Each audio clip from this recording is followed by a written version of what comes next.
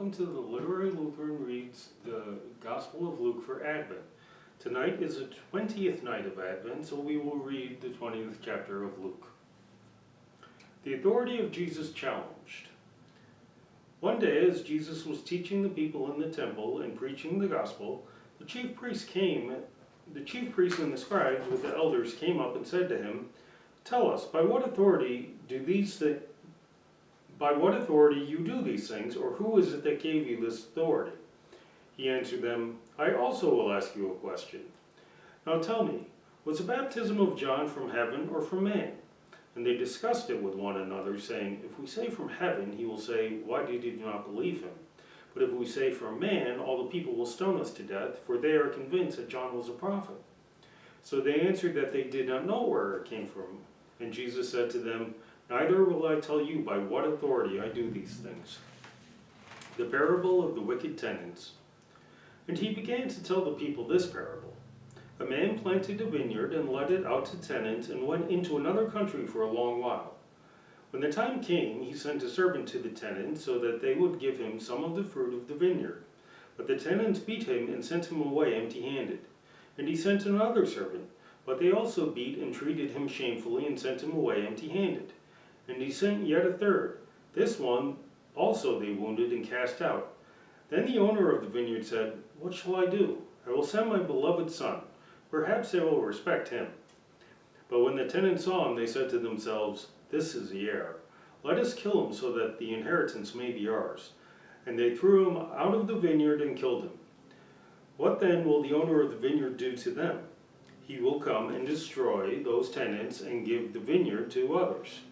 When they heard this, they said, "Surely not." But he looked directly at them and said, "What then is this that is written?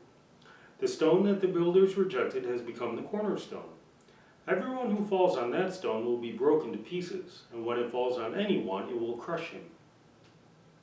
Paying taxes to Caesar.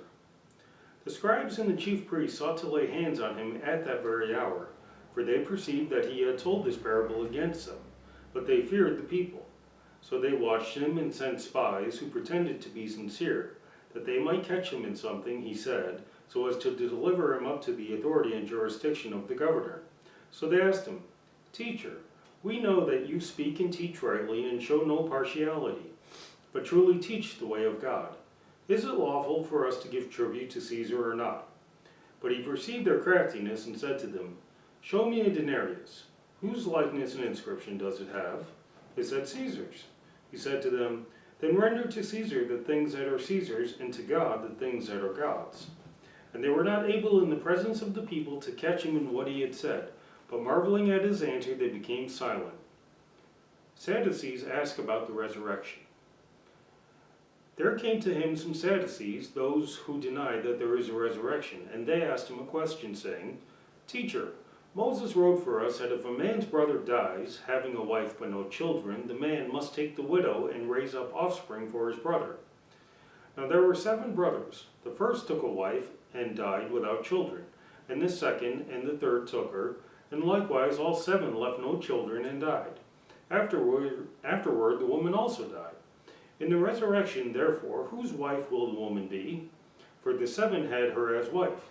And Jesus said to them, "The sons of this age marry and are given in marriage, but those who are considered worthy to attain to that age and to the resurrection from the dead neither marry nor are given in marriage, for they cannot die any more, because they are equal to angels and are sons of God, being sons of the resurrection.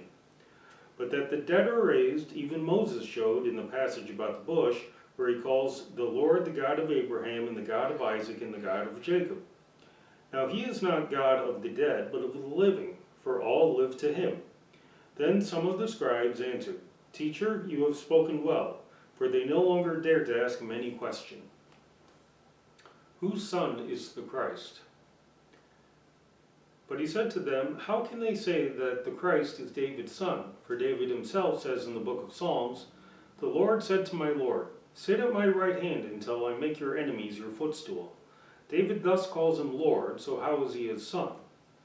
Beware of the scribes. And in the hearing of all the people, he said to the disciples, "Beware of the scribes who like to walk around in long robes and love greetings in the marketplaces, and the best seats in the synagogues, and the places of honor at feasts, who devour widows' houses, and for a pretense make long prayers. They will receive the greater condemnation. This has been the Literary Lutheran Reads the Gospel of Luke for Advent, and I wish you all a blessed evening.